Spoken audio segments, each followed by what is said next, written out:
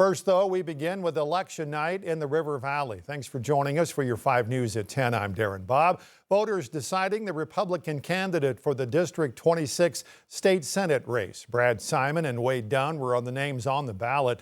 Final results show Brad Simon is the winner. He picked up a little more than 65% of the vote, while Dunn got close to 35%.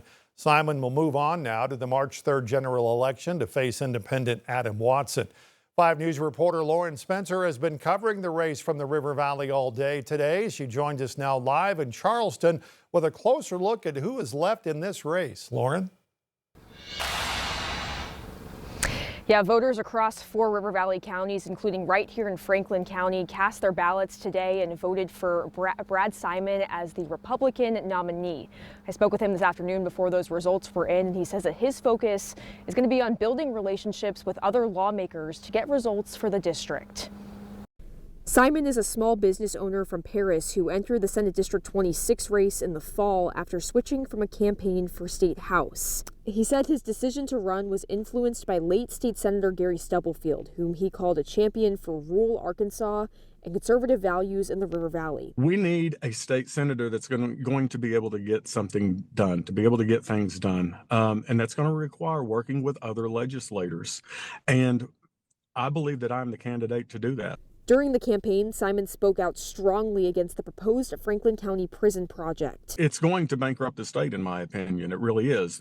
Getting the infrastructure there is going to be extremely difficult. When I say infrastructure, water, electric, we don't have the workforce to staff a 3,000-bed prison. He's also advocating for ending the used car sales tax and more funding for rural school districts and senior citizen centers. You're going to have somebody that you're going to be able to be in contact with that's going to listen to the voters' voices and going to be able to take that message back to Little Rock and work with the other legislators. Simon will now face Adam Watson, an independent candidate. I'm committed to being honest up front with them and transparent in my decision making.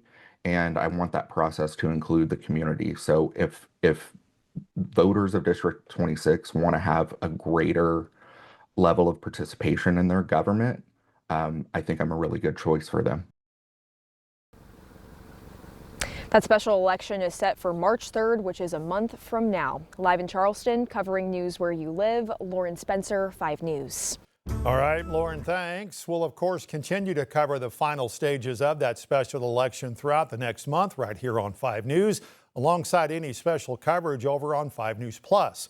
Early voting for the general election, by the way, will start in 2 weeks. Let's get a first check of the forecast now. Chief Meteorologist Scott Covert here to talk about a really nice day today. One more kind of cold day, and then man, oh man, oh man. You know, it's really all relative too, Darren. Yeah, tomorrow's going to be cold, but tomorrow's going to feel like it's supposed to the first week of February. It's what comes after tomorrow that I think we have our sights set on. Let's talk about tomorrow first. 27 degrees out that front door in Northwest Arkansas. I do expect tomorrow's one of those days. We'll have a good mix of sunshine and clouds, but we probably have a few more clouds than actual sunshine. Despite that, expect high temperatures to warm up into the low 40s, not near as cold as it was today or even yesterday. We had that cold front move through earlier in the day, right? In the River Valley, 7 a.m. temperatures at the freezing mark, 32 degrees. Expect some low 40s by lunchtime, eventually warming up into the upper 40s, maybe a spot or two in the River Valley. Maybe hits 50 for a couple of minutes or so before we start to see things cool back down. As we continue looking ahead, we're talking about a really quick warm-up ahead of us. It's going to begin Thursday, and it takes us into the 70s as early as this weekend. And you know what? This isn't one of those fickle warm-ups that only lasts a couple of days. This one lasts for several days, well into next week. And in the 10-day forecast, there's also some chances of rain, a few. In fact, that's coming up in about 14 minutes. All right, Scott, thanks. An update tonight in the Amber Waterman state murder case. New court filings say a plea change could be possible for tomorrow during a hearing scheduled for tomorrow morning. Now, the filing says the state would prepare plea change paperwork alongside victim impact statements to give the defense ahead of the hearing. Waterman faces the death penalty for the 2022 kidnapping and murder of Ashley Bush. Newly assigned Judge Brad Caron denied the defense's request to drop the death penalty. This comes as state's seven circuit court judges have requested an audit into how cases are assigned to the Benton County Clerk's office. Waterman trial was originally assigned to one judge, but the case should have been assigned to another judge's courtroom. Judge sent a letter to the State Legislative Audit Committee to find out if procedures are being followed in the circuit clerk's office. Division III Circuit Judge Tom Smith is one of the 7 requesting this audit. Says he's not accusing anyone of wrongdoing, but instead wants to make sure the public has clarity. We just didn't want any questions about the integrity of the judicial system, and we think that's paramount for the public trust. And so we decided to get a third party to look at the request, to have them look at the files. Benton County Circuit Clerk Brenda DeShields did not give a public comment, but did tell us she and her office is complying with the courts. Fort Smith City directors say yes to a plan for an audit of Parrot Island Water Park. The board tonight approved hiring a third-party CPA firm to conduct a full audit on the park's finances. 2 weeks ago, city directors approved putting more than $2 million toward the construction and installation of the 5 water slides. Residents spoke against that move.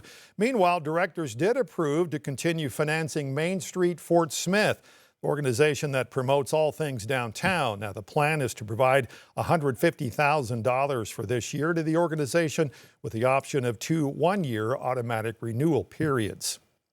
In Fayetteville, the coalition behind the push to overturn ballot measure laws in Arkansas held a town hall meeting at the public library.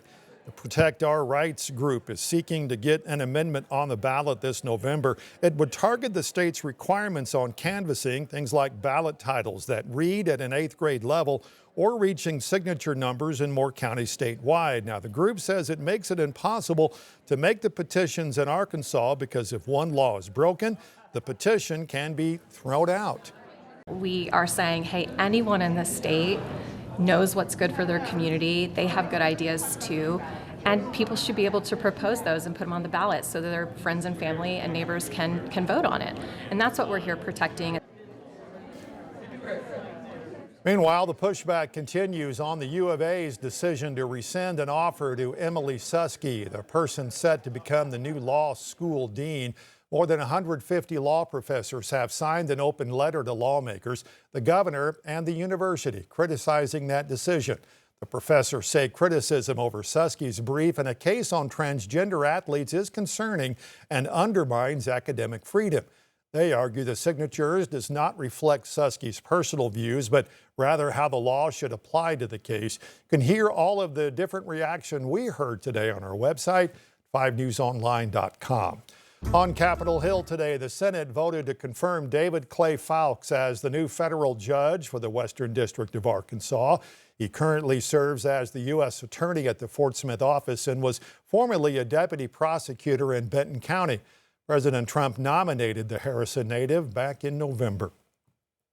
Meanwhile, President Trump signed the House-passed spending package, ending the partial government shutdown after 4 days.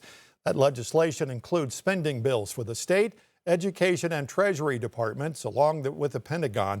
Funding will last until September. The bill also includes 2 weeks of funding for the Department of Homeland Security, giving lawmakers time to debate further on reforms to federal immigration crackdown tactics. Arkansas 3rd District Congressman Steve Womack says the bill also includes his sponsored Appropriations Act. He claims that will open up funding for several infrastructure projects in Northwest Arkansas and in the River Valley. New at 10 tonight, a trooper shortage is affecting coverage across Oklahoma, especially in rural areas. State Highway Patrol says it does not have enough troopers to cover the state 24/7, and ones currently working are stretched thin. Right now, more than 750 troopers are responsible for all 77 counties. Leaders say the problem comes down to retirements, limited academy funding, and fast population growth. Agency is hoping to hire 150 new troopers over the next 18 months. What we're seeing is we're really pushing our troopers that we currently have. We're really pushing them to the max. These guys are on call for numerous counties multiple times a night. So they really don't have that off-duty life. OHP says full staffing is the only long-term fix and warns the shortage could create safety risks. 76th Trooper Academy, by the way, is accepting applications right now through the end of March. Classes are set to start in early September.